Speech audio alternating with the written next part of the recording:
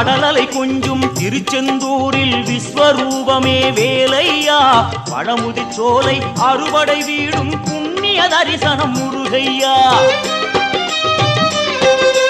திருநீர் அணிந்து வரும் போது நெஞ்சில் நிம்மதி பிறக்குது கந்தையா